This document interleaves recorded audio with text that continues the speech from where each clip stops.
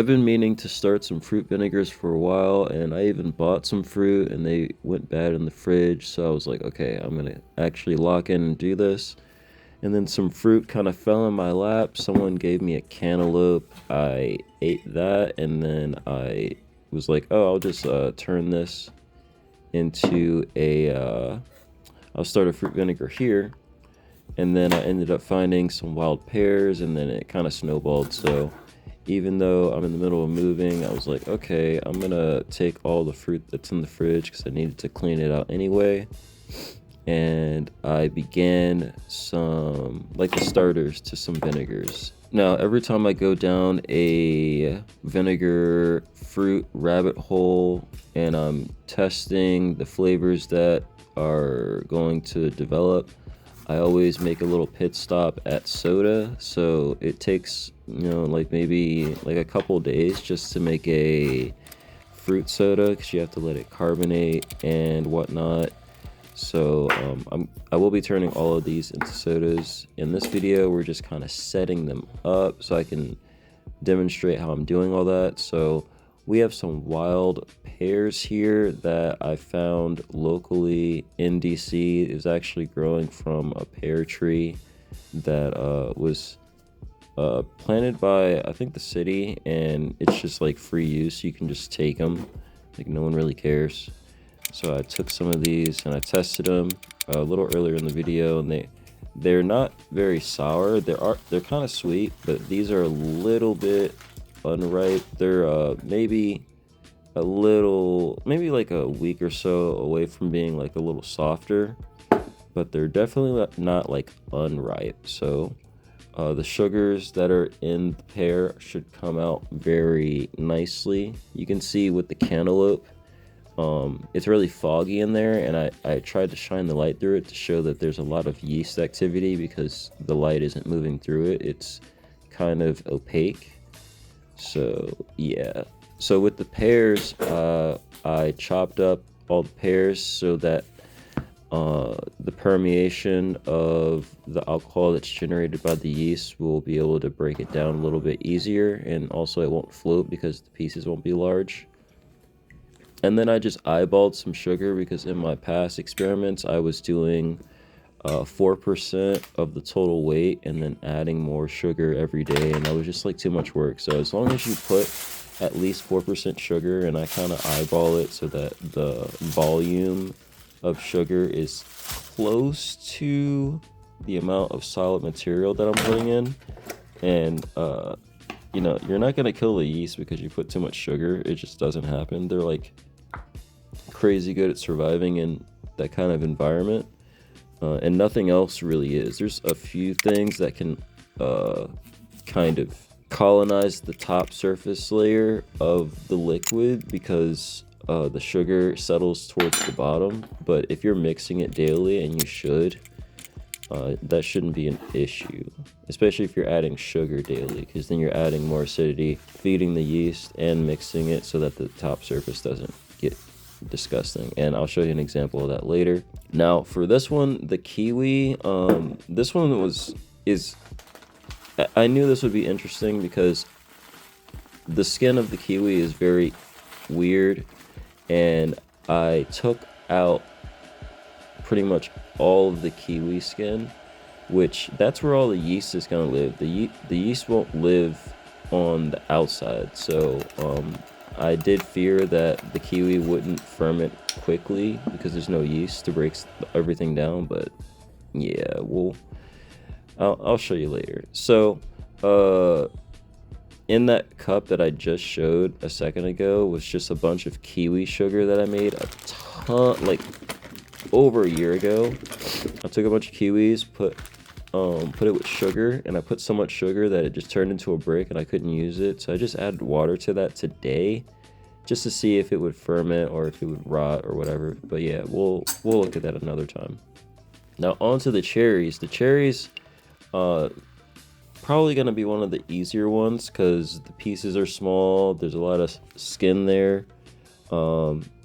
Yeah, this is a pretty easy one here, and they float, but they're kind of heavy, so they don't like poke through the surface too easily. So I didn't have something to weigh down all the fruit because they become buoyant in the water after the yeast starts attaching to them and producing CO2. But you know, with the daily mix, I mix it like 2 to 3 times a day. You don't really have to worry about that too much. All right, so I'm adding the liquid and the sugar over into the kiwis as well. And now we're moving on to the figs. And this one's going to be the most, this is the one I'm looking forward to the most in terms of like a soda and a vinegar. So I harvested some of these figs, and I've been seeing fig trees all over the place. So these are from like a couple of trees, but some of these are from the well over at Oxen Run. Shout out to them. They have some beautiful trees there. And these were just about to go bad, but they're like extremely ripe. Like they could go bad like in a day or so. And they're super sweet too. So I went and put all of those into the jar. I cut them only in half so we can get like a slow release of the sugars. Because like if I were to blend that up, it would be really pulpy and seedy, and then it would trap the bubbles and it would shoot out the top. I've done that to myself before, so as I'm cutting all these different vegetables, I'm always thinking about that. Now I'm putting in these dehydrated strawberries that I dehydrated like literally a year ago because I'm cleaning out my cupboards and stuff, and I found this, and it's dehydrated, so it's fine. Very old.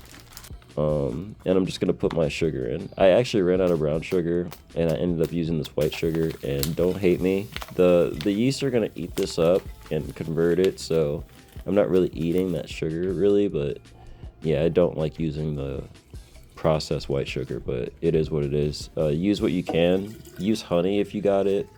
I didn't have spare honey. Again, I'm moving, just using what I got. Use what you got.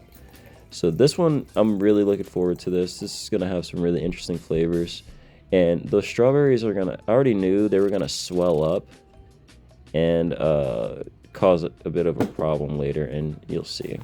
Now, all of these need to breathe because they're producing CO2, and that's what's going to carbonate bottles and stuff later.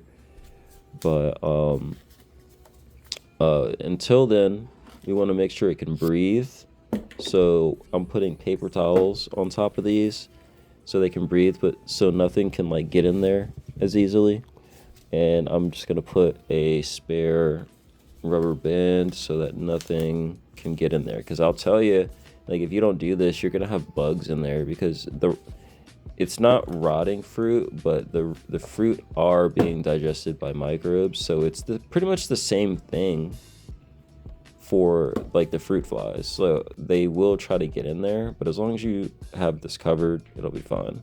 Now this is that kiwi sugar that I just threw water into, and the base, it's completely solid, so I'm just leaving it in there. Now I had just moved, I'm still in the middle of moving now, but I brought all this stuff over, and you can see it's been like a good week at this point, and the kiwi has pretty much done nothing because there's no yeast in there, as we mentioned earlier, so I am probably going to add yeast to that.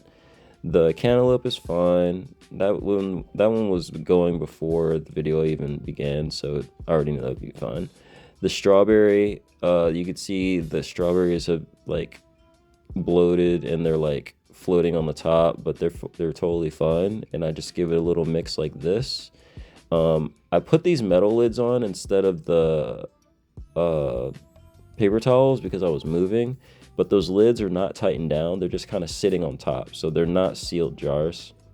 You can see the pear is kicking butt. It's all the starches in the pears, it's kind of like apples. They're just breaking down all that stuff constantly. So this is going to have a really high alcohol content, which will then be converted into lactic acid later by the lactobacillus.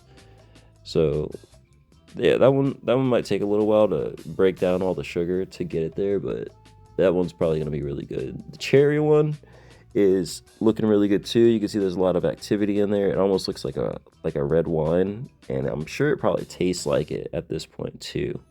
So very cool. That one is gonna be delicious, and I'm still looking forward to the strawberry and fig, but I'll drop an update when these are all good, and I'm gonna introduce some yeast to that kiwi so it doesn't go bad. But thank you guys for stopping by. I'm going to watch these and keep stirring them, maybe add some honey instead of some sugar, and then I'll get back to you guys soon. I'll talk to you later. Oh, and don't forget to like and subscribe. We're trying to hit 10K by the end of the year.